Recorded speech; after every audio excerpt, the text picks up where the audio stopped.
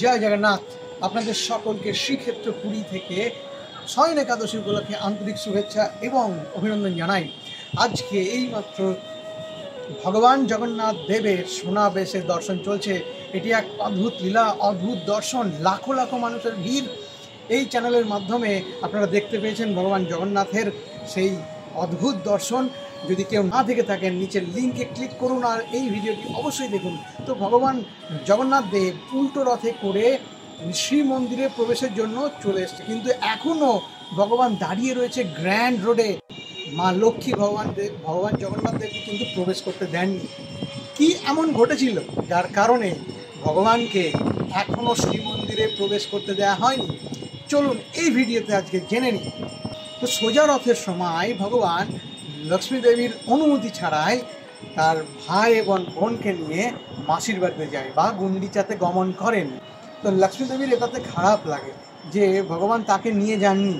তো যার জন্য লক্ষ্মী দেবী পঞ্চমী তিথিতে শ্রীমন্দির থেকে বার হয়ে তার দাসীদের সঙ্গে নিয়ে গুন্ডিচা মন্দিরে গমন করেন ভগবান জগন্নাথ দেবকে দর্শন করার জন্য।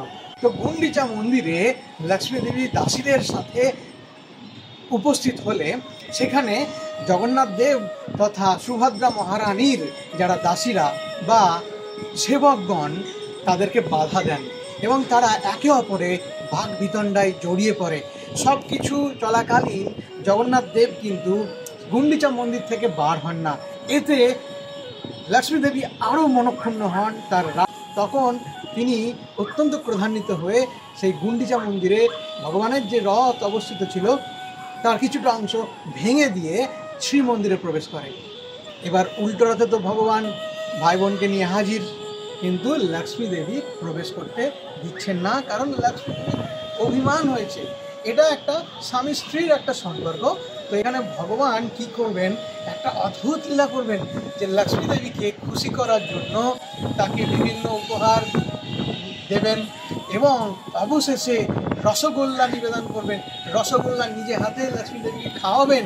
এরপর লক্ষ্মী দেবীর মান ভঙ্গ হবে এবং তিনি সাদরে জগন্নাথ দেবকে মন্দিরে আহ্বান করবেন এবং ভগবান জগন্নাথ আজকে দিনে রাজবেশ তথা স্বর্ণবেশে আভূষিত, যার দর্শন অত্যন্ত দুর্লভ এবং রথে এই স্বর্ণবেশ দর্শন করলে কয়েক হাজার গুণ ফল লাভ করা যায়।